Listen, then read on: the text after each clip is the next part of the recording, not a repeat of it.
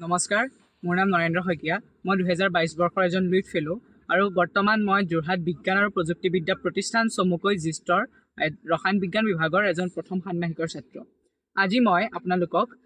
Bird ৱাচিং বা অসমীয়াত যাক পক্ষী নিৰীক্ষণ বুলি কোৱা হয় সেই বিষয়টিৰ ওপৰত ক'বলৈ লৈছোঁ। পক্ষী নিৰীক্ষণ বা বাৰ্ড ৱাচিং হৈছে এনে এটা প্ৰণালীবদ্ধ প্ৰয়াস আমি য'ত আমাৰ চাৰিওপাশে থকা বিভিন্ন চৰাইসমূহক লাগিলে সেয়া আমাৰ স্থানীয় চৰাইসমূহেই হওক বা আমাৰ অঞ্চলসমূহলৈ অহা বিভিন্ন ধৰণৰ পৰিভ্ৰমী চৰাইসমূহেই হওক সেই চৰাইসমূহক আমি জানিবলৈ কৰা এক প্ৰয়াস।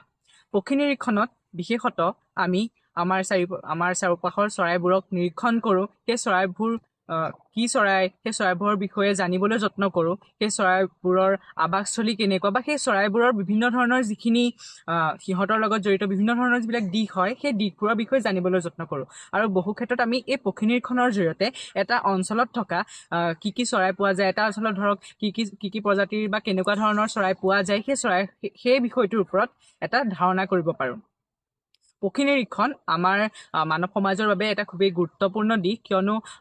আমি এটা অঞ্চলৰ জৈৱ বৈচিত্ৰ্যৰ বিষয়ে জানিবলৈ হ'লে বা এটা অঞ্চলত থকা বিভিন্ন ধৰণৰ প্ৰাকৃতিক বৈচিত্ৰতাসমূহৰ বিষয়ে জানিবলৈ হ'লে এই প্ৰাকৃতিক বৈচিত্ৰতা বা জৈৱ বৈচিত্ৰতাৰ বিষয়টোৰ এটা অংশৰূপে পক্ষী নিৰীক্ষণো খুবেই গুৰুত্বপূৰ্ণ। পক্ষী নিৰীক্ষণৰ ক্ষেত্ৰত এজন বিগিনাৰ হিচাপে আমাক প্ৰয়োজনীয় আহিলাসমূহ হৈছে এখন টোকা বহী বা এখন নোটবুক, এটা কলম আৰু এযোৰ সুস্থ খালী চকু। আমি খালী চকুৰ দ্বাৰাই আমাৰ চাৰিওফালে থকা বিভিন্ন চৰাইসমূহ বা বিভিন্ন পক্ষীসমূহ পৰ্যবেক্ষণ কৰি টোকা বহীত টুকি ৰাখিব পাৰোঁ। প্ৰতিদিনে যেতিয়া আমি আমাৰ চাৰিওফালে থকা বিভিন্ন আমাৰ চকুৰে দেখা পোৱা বিভিন্ন চৰাইবোৰৰ বিষয়ে টুকি ৰাখিম, তেতিয়া আমাৰ পক্ষী নিৰীক্ষণৰ যিটো প্ৰণালী তাত উন্নতি লাভ কৰিম বা আমি অভিজ্ঞতা সম্পুষ্ট হৈ পৰিম। আমি যেতিয়া অলপ বিস্তৃত পৰিসৰত পক্ষী নিৰীক্ষণ কৰিবলৈ খোজোঁ তেতিয়াহ'লে আমাক এটা বাইনকুলাৰ বা এটা টেলিস্কোপ বা তদুপৰি এটা কেমেৰাৰ প্ৰয়োজন হয়, যিহেতু আমি কেমেৰাৰ দ্বাৰা উন্নতভাৱে সেই আমি নিৰীক্ষণ কৰা পক্ষীটোক ধৰি ৰাখিব পাৰোঁ বা তাৰ আলোকচিত্ৰ আমি সংগ্ৰহ কৰিব পাৰোঁ। পক্ষী নিৰীক্ষণৰ ক্ষেত্ৰত মূল মন কৰিবলগীয়া কথাটো হৈছে যাতে আমি পক্ষী নিৰীক্ষণৰ সময়ত যাতে যিটো প্ৰজাতিক বা যিটো চৰাই প্ৰজাতিক আমি নিৰীক্ষণ কৰোঁ সেই প্ৰজাতিটোৱে যাতে কোনো আমনি নাপায় বা তাৰ সি যিটো পজিশ্যনত থাকে বা সি যিটো অৱস্থাত থাকে তাৰ সেই অৱস্থাত যাতে সি ব্যাঘাত নজন্মে বা তাক আমি আমনি নকৰাকৈ যাতে আমি নিৰীক্ষণ কৰিব পাৰোঁ সেই বিষয়টোত আমি সদায় চকু ৰখা উচিত। আৰু আমাৰ ভৱিষ্যত প্ৰজন্মকো এই দিশত আমি উদগনি দিয়া উচিত যে পক্ষী নিৰীক্ষণ যিহেতু এটা খুবেই মহৎ আৰু গুৰুত্বপূৰ্ণ পদক্ষেপ আমাৰ নিজৰ জৈৱ বৈচিত্ৰ্যক জানিবৰ কাৰণে। পক্ষী নিৰীক্ষণ কৰিবলৈ হ'লে আমাক এখন গাইডবুকৰো প্ৰয়োজন হয়, যাতে আমি সেই নিৰীক্ষণ কৰা চৰাইটোৰ বিষয়ে ভালদৰে যিখিনি আমাৰ প্ৰাৰম্ভিক জ্ঞান প্ৰয়োজন হয় সেই জ্ঞানখিনি আহৰণ কৰিব পাৰোঁ। যেনে ধৰক চৰাইটোৰ নাম কি হয়, চৰাইটোক ইংৰাজীত কি কোৱা হয় বা তাৰ স্থানীয় ভাষাত তাৰ নাম কি আৰু তাৰ বৈজ্ঞানিক নাম কি হয় সেই বিষয়ে আমি প্ৰাৰম্ভিক জ্ঞানখিনি আহৰণ কৰি লোৱা উচিত। এতিয়া মই আপোনালোকক ক'বলৈ লৈছোঁ যে পক্ষী নিৰীক্ষণ বিষয়টো মই কিয় ভাল পাওঁ।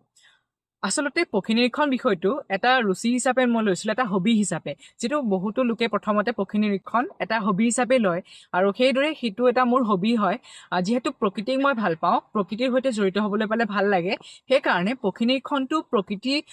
প্ৰেমৰে এটা অংশ হিচাপে মই পক্ষী নিৰীক্ষণ কৰোঁ। মোৰ ঘৰ মাজুলীত, মোৰ চৌপাশে আমাৰ মাজুলীত বিভিন্ন ধৰণৰ চৰাই দেখা পোৱা যায়, সেয়েহে সেই সৰুৰে পৰা মই বিভিন্ন ধৰণৰ চৰাই চিৰিকটিসমূহ দেখি বিশেষকৈ শীতকালত যেতিয়া পৰিভ্ৰমী চৰাইসমূহ আহে বিভিন্ন ধৰণৰ সেই চৰাইসমূহ দেখি মোৰ মনত কৌতূহল জন্মে, সেই চৰাইবোৰৰ বিষয়ে জানিবলৈ মন যায় আৰু সেয়েহে মই পক্ষী নিৰীক্ষণ কৰোঁ। আৰু সৰুৰে পৰাই যিমান পাৰোঁ পক্ষী নিৰীক্ষণ কৰিছোঁ আৰু বহুত বেছি অত্যাধুনিককৈ নহ'লেও সীমিতভাৱে যিমানখিনি পাৰোঁ যেতিয়াই মই যি ঠাইলৈকে যাওঁ সেই ঠাইতে পক্ষী নিৰীক্ষণ কৰিবলৈ যত্ন কৰোঁ।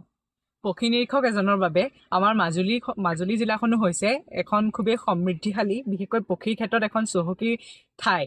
আমাৰ মাজুলীত বিভিন্ন ধৰণৰ বিল, যেনে ধৰক চৰাইচুং আছে,